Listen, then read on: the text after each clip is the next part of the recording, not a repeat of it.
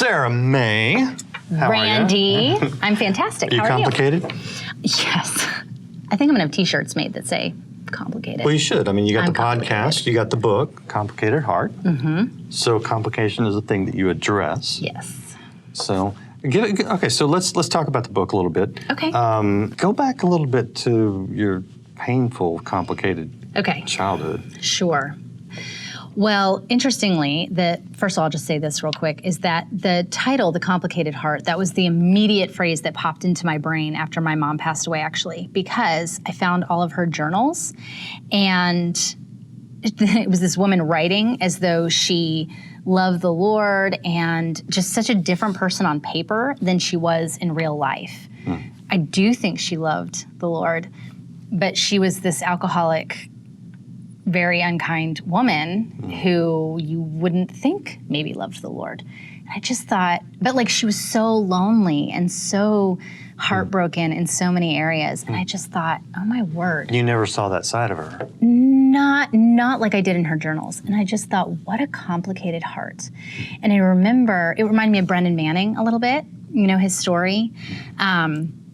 He was this pretty, I hate the word famous, but pretty famous Christian preacher, and but he was an alcoholic. And he really was open about it, and he struggled and he would relapse, and he wrote his final book, All Is Grace, which is beautiful on how he never stopped struggling with it, but he also never stopped holding on to Jesus. Okay.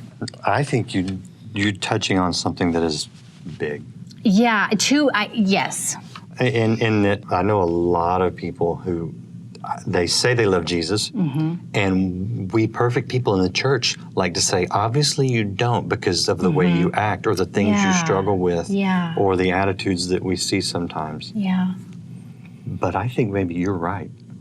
I think that God is bigger than our perceptions of people because he knows their hearts and we don't. So I think, and they're complicated sometimes. And we're all very complicated, can you quite love frankly. God and really screw up at the same time? Yeah, I think so. I think you can. I think that if, you know, God knows when our hearts are genuine. Like that's not our job to figure out. Like, yes, there's the truth that, you know, Jesus does tell us, like, look at the fruit of somebody's life. Yeah. But what we don't know is what's growing. How long is it taking to get to that fruit? So I think that with my mom or Brendan Manning or Peter in the Bible, like God knows and God is leading us. And who am I to say that my mom knew Jesus all of those years? I have no idea. Maybe somebody who said, well, clearly she didn't if she was an abusive alcoholic. Well, maybe you're right. But maybe because she was tethered to a belief but maybe hadn't surrendered her heart, it led her to eventually surrender herself, which she did. Did she? She did. And deathbed? She stopped drinking. No, there's so much more to the story that's unbelievable. And I just told you like the end part, or not the end part, but you know, the title, and I haven't even told you anything of the story. Yeah. But back to the theology of that, I don't know the answers. I just know that God is bigger and God knows every piece of our heart. And so I would not want to say, well, you don't know the Lord. Yeah. I just wouldn't want to do that. I find that the judgment seat is a very dangerous place to sit. Yeah, I don't want to be on the judgment seat. I really don't want to be there. There is one judge, and I am not that judge. So I want to do what God says, which is to love people the best that I can. So your story. So my story. So my parents were divorced before I was even a year old. So that was not some big heartbreak of my life that my parents weren't together. It was very normal for me. What was not normal was that my dad had custody of me. And he tells me it's because he would come home when I was a baby and I would be lying in my crib. My diaper hadn't been changed. There'd be bottles all around me. And my mom hadn't taken care of me. And my mom says it's because my dad had more money and got custody of me. So who knows the story? I do know that before postpartum depression was something that women talked about, I really think she had it because she did tell me she would stare at the wall all day long, like literally just stare at the wall. Yeah. She felt so alone and didn't know what to do. And so sometimes she would do drugs. So Fast forward to I'm 14 years old, and I feel like I want to live with my mom. I had seen my mom in the summers. I thought she was amazing. I wanted to be just like her or Madonna. That was like my standard. I move in with my mom and her 20-year-old boyfriend. She's 40, he's 20. Oh. And my little sister. I know, it's kind of crazy. He had a mullet. Wait, That your doesn't little matter. sister? We have different dads. And I'm thinking, this is awesome, because I really don't have a lot of rules. My mom is super fun, and she'll talk to me about anything and everything. So at first, I mean, it's just really cool. But then it's not so cool, because I'd always witnessed, my mom was married 5 times, so I always witnessed her sarcasm, and like, she had a very sharp wit, but it was very cutting. Like, she could tear you down to where you felt like nothing. And she was brilliant at it. And so I'd watched her do that with men, but I had not experienced it. Yeah. And after being there a while, and the sort of like fading of the newness, the newness excitement and all the that. whatever, the facade, all the stuff, she started to be like that to me. And when you're a 14-year-old insecure teenager with braces on your teeth, and like, and your mom is telling you like you look ugly when you smile, and just knows how to cut you down. I mean, I had probably pretty zero self-worth. And the thing that was the hardest about her, she was very verbally and emotionally abusive. Not physically. She was only physically abusive maybe once or twice, but it wasn't that bad. I mean, in the scheme of it. So I learned a term this past year. I never had words or a word for what she did to me. And so the term I learned was gaslighting. Oh, really? Yeah. Really? Yeah. So you understand what this term is. Oh, it's when somebody basically, through psychological means, makes you question your own sanity. Yeah. And so I tell people, it's like if you were walking and somebody punched you in the face and you're bleeding and you're like, why did you punch me in the face? And they're like, I didn't. You ran into my fist. And you're like, nope, I didn't. And they're so convincing and so brilliant that you actually walk away thinking, not only like, oh, I did run into their fist, but like, I'm so stupid. I can't believe I did that. Like, I'm so dumb. Yeah. So not only when I was around my mom did I feel absolutely crazy, I did not know what was up and what was down, but I hated myself. I hated myself because I thought I was too sensitive, that I made a big deal out of nothing. And this is 14, 15, 16? Yeah. How long does this go on? Yeah, well, the whole time I was there, and I was there for 3 years. That's really unfair to a child that age. It's really unfair to a child that age. And I didn't have words for it or language for it. Right, no. And so because you don't have language for it, and you're only experiencing it, and you actually do think maybe you're crazy and you do hate yourself, I had a rage. I mean, I had so much rage. It was like a fire burning inside me that I literally had no idea what to do with. And it just kept growing. And so like when I, confronted her about being an alcoholic, when I started to realize like, oh, she's really mean, and oh, I see her drinking vodka and whiskey all day long. Like, maybe there's a connection there. And so I, went to her and I said, Mom, I think you're an alcoholic. And I'm thinking, I'd seen like some show or something where it's like there's an intervention, and then the family like comes together. Yeah, you and, confront, they confess. and they're like, thank you, I'm gonna get help, and like, yay. Right. And it wasn't like that. I mean, she just laughed at me, and she's like, so what? Like, rolled her eyes, like, like I'm like this big idiot, or like making a big deal out of nothing. And I remember thinking like, I was telling her like, you're really mean, Mom. And she's just laughing at me. And I said, I don't even think I love you. And she just laughs. And there's, what words does a teenager have? Like, I didn't know, I wanted to hurt her back because she wasn't taking me seriously. And I didn't know how to, and so if she wasn't taking me seriously, then I was like, I'm not worthy of being taken seriously, which means she doesn't love me.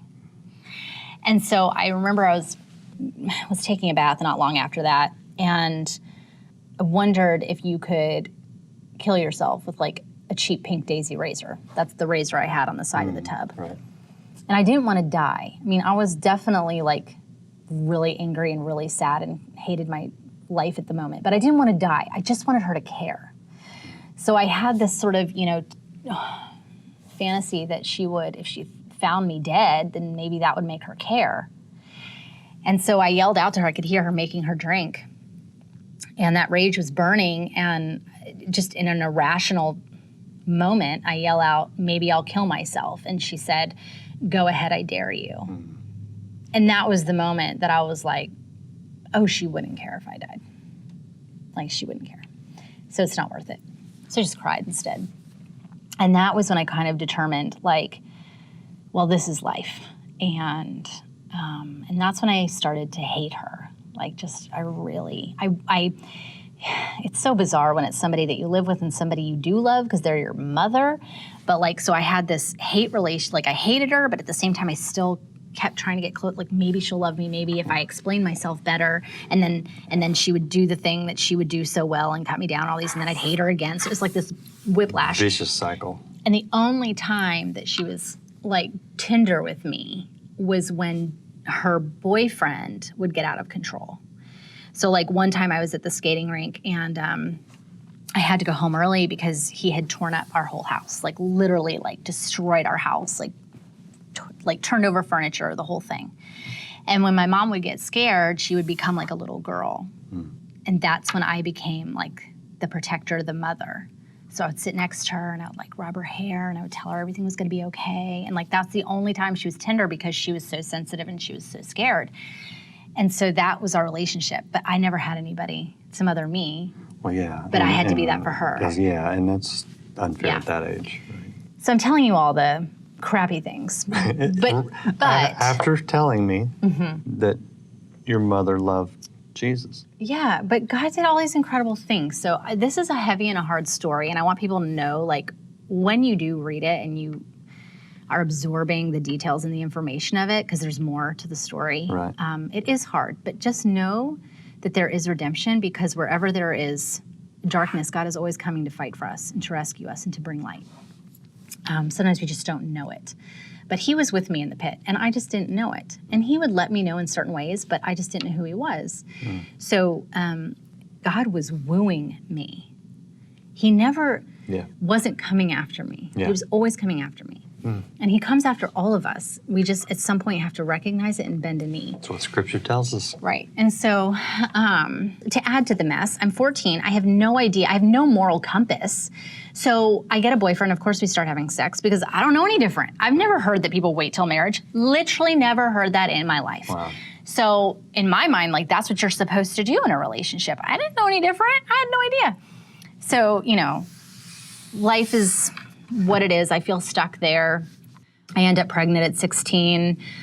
End up getting an abortion because after 3 months, because my family basically stopped talking to me and didn't know how to deal with me, and I couldn't take the pressure anymore, and I finally gave in, and then we never talked about it. How'd your mother react to that? She didn't.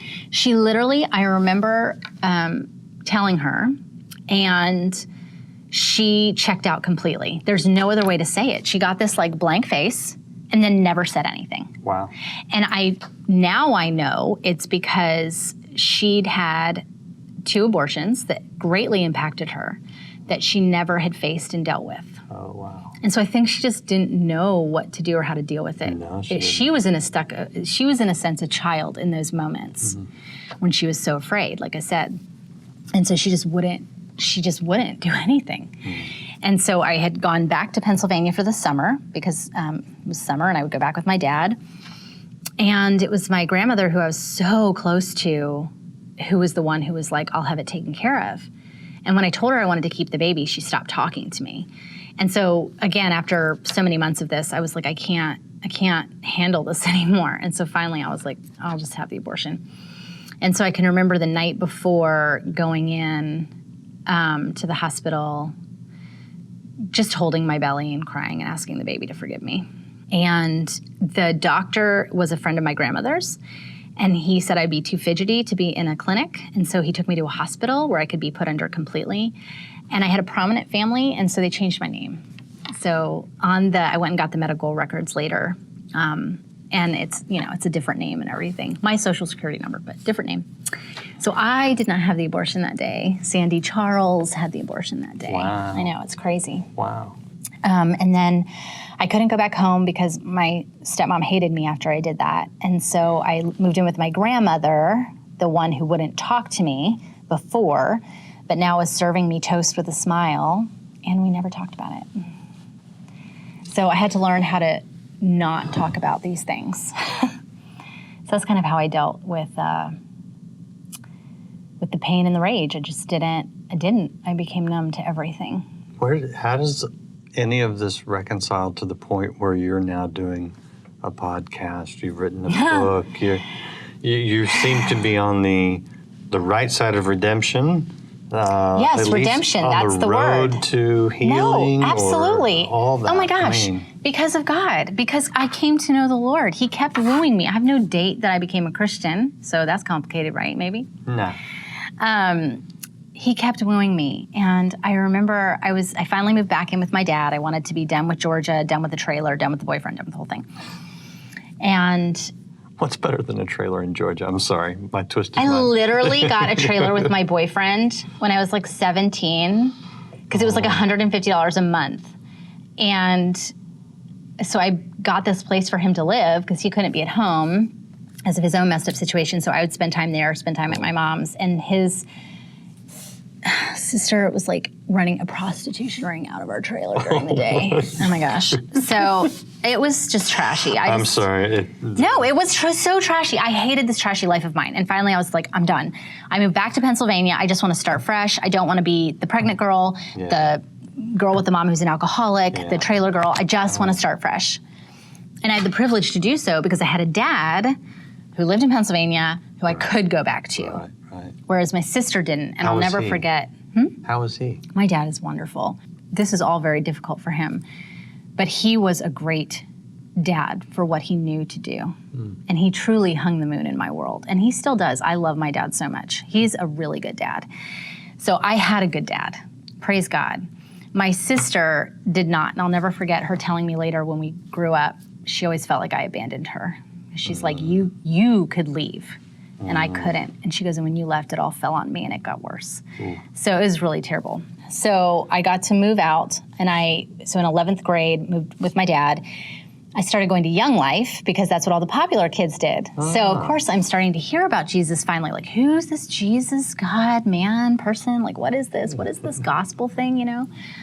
Whoa, there's a God and he died for my sins, like past, present, future, like what? So I'm piecing it together, and it's really speaking to my heart. I mean, the Lord at this point is like full on wooing me. And for the first time, I remember, because my stepmom was Catholic, she would have a Bible next to my bed. And I remember trying to pick it up. I'd like flip it open and be like, nope, can't read that. Don't understand it. Well, here I am in 11th grade, and I can't get enough. I mean, I am like understanding it. I'm reading it. I'm just, God, I want this. I want this. And I remember, when I was in high school, I would listen to Dr. Laura Schlesinger. Do you know who that is? Yeah, Dr. Laura. Oh my gosh, Dr. Laura. Oh, yeah. Well, I remember she would say, I'm a serious Jew. So I started walking around being like, I'm a serious Christian. But meaning my life had been chaos. Yeah.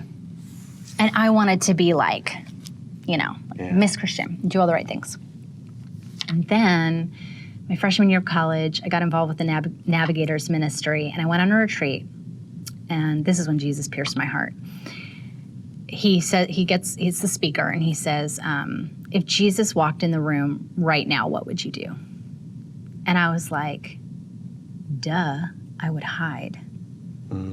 Like, he wouldn't want to see me. Like, that couch over there, you better believe I'd be crawling behind it. Wow. Because nobody had to tell me I was a sinner. Like, nobody had to be like, there's sin in your life. I was like, no kidding. I thought it was terrible. I was like, I know I'm bad. Like, there was nothing in me. I had so much shame. I felt so dirty and like bad. And saying you're a sinner was like, no kidding. And so when I learned that night that Jesus knew everything that I had done and everything that I was doing and everything I would do, and he loved me anyway and would work on my sin with me, and that I didn't have to be ashamed because he loved me, I mean, game changer. I became... While we were yet sinners, he died for us. That's exactly right. And I hadn't grasped that yet. Yeah. And when I did, it was like, off to the races. I mean, I became like the obnoxious Jesus girl, like telling everybody about Jesus, thinking I literally thought, this is how earnest I was and how naive. I thought that everybody just had never heard the gospel. So I was telling everybody. And when I can remember literally sitting on this dock with one of my girlfriends and telling her about Jesus, and her just being like, yeah, like, I'm not interested. Yeah. And I was like, what are you talking about? Like, are you even listening to me? I know. And so, of course, over the years, you sort of learn. You ever get hey, I'm glad that works for you, but. Yes, all good. the things. I'm good. All the things. And so that was really crazy to me, because to me, it was like, like, do you understand what I'm telling you? Do you understand the God of the universe? Like, you understood what it is. It's because he infiltrated me. Yeah. It's because he infiltrated me. Yeah. Like, I know that we're seeing nowadays, like, some leaders walk away from the faith. And I think, and I'm not judging their process or where they're at, but like, Jesus is like, he's like my blood. Like you would have to bleed me dry. I remember going through a faith crisis maybe 10 years ago where I had all these questions. Sure. And I remember thinking, like, I couldn't not believe even if I wanted, because like you would have to kill me. I mean, like there's not, like, it's in me. Like, I couldn't get rid of it. Right. You would have to kill me. And so that's when the Lord taught me, like, you better settle it in your heart that I'm good, because there's going to be a million questions that are going to come your way.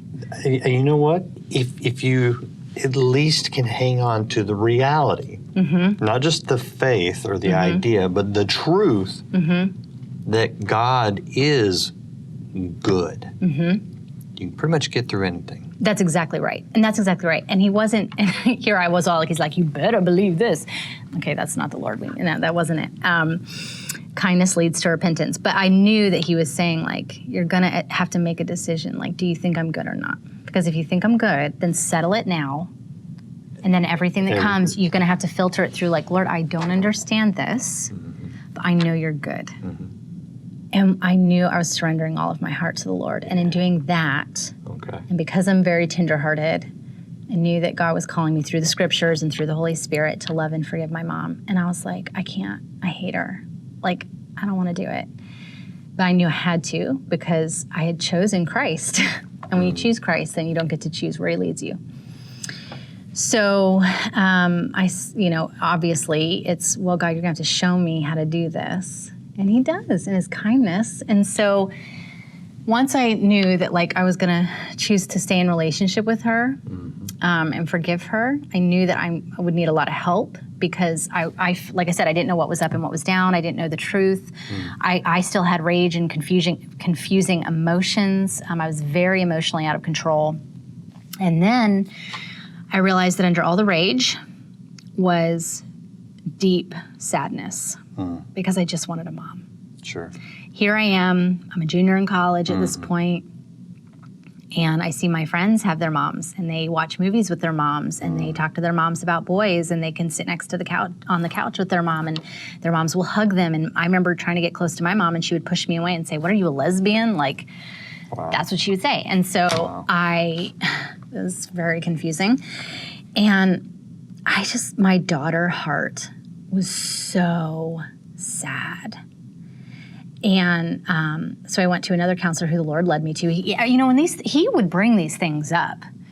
And then it was a matter of, like, are you going to face it or not? And I felt like, well, I was in this major growth, like, thing through college that God was doing. And there's so much more that we won't have time to talk about right now. Just know that it is in the book. But I wanted the counselor to tell me I'd have a mom. And my counselor said, you need to mourn the loss of a mother as though she died. Wow. Because the reality is you don't have one. Right. And mourning or grieving is the process of facing reality and letting go of your expectations. Wow. So that was painful, but I literally, and it took time, I grieved her as though she died. Like, it was a valid loss. Like, I did not have what a little girl is supposed to have, a mother. And so we don't mourn the future, because that's where hope sits. But the reality at that present moment was I did not have a mother. However, mourning her allowed me to let go of my expectation that she would ever be a mother to me.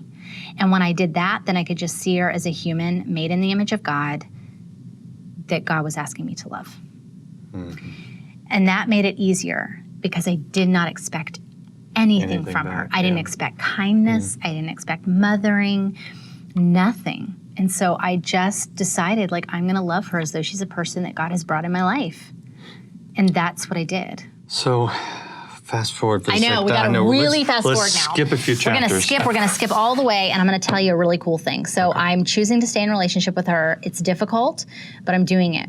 Then one day, I've got 2 toddlers. I'm pregnant with my 3rd, married. God has done incredible work. And I get a call from the hospital, and they say, your mom is here. She has stage 4 cirrhosis of the liver, and you need to come and say her goodbyes. She maybe has a month to live. My mom was down in Florida at this point. And I was like, or maybe she was still in Georgia. I can't remember.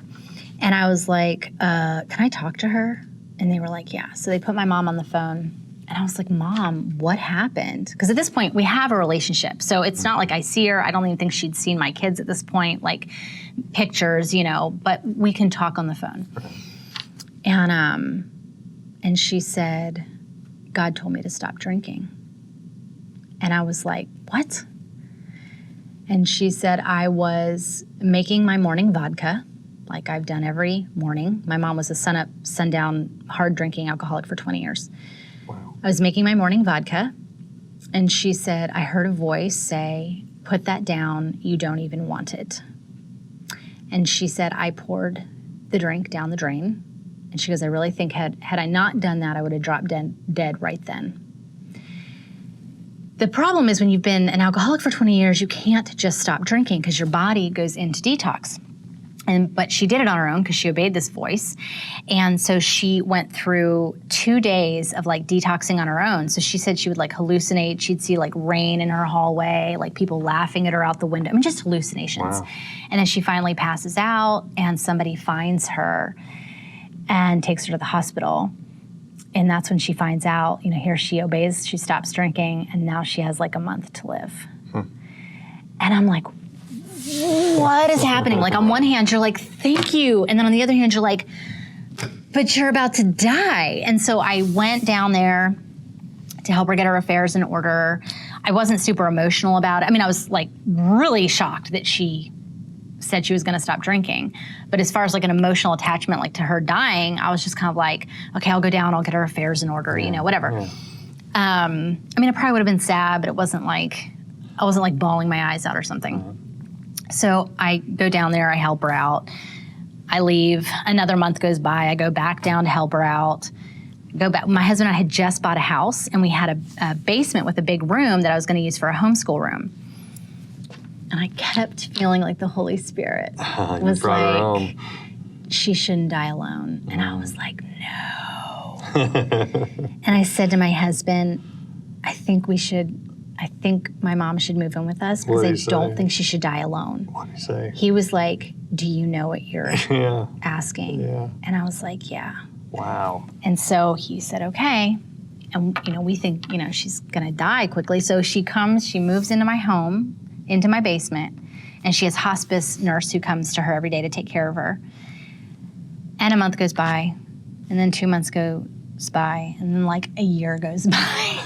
My husband gets shingles, literally. He gets shingles from the stress of it.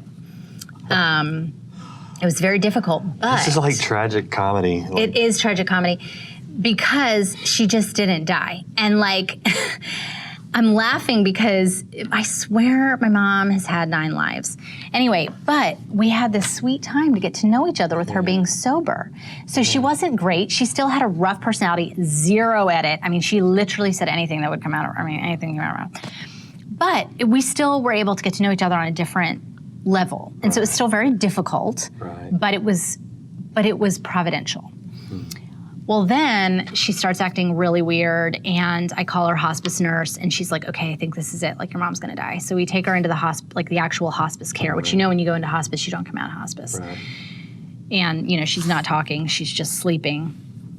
And they're like, it usually can take 4 days or whatever. And so I'm there at the hospice, and I just stay with her every night before I have to go home to my kids. And I walk out to go to the cafeteria to get some coffee or something. I come back, and she's not in the bed, and I'm like, oh my gosh, did she die while I wasn't in here?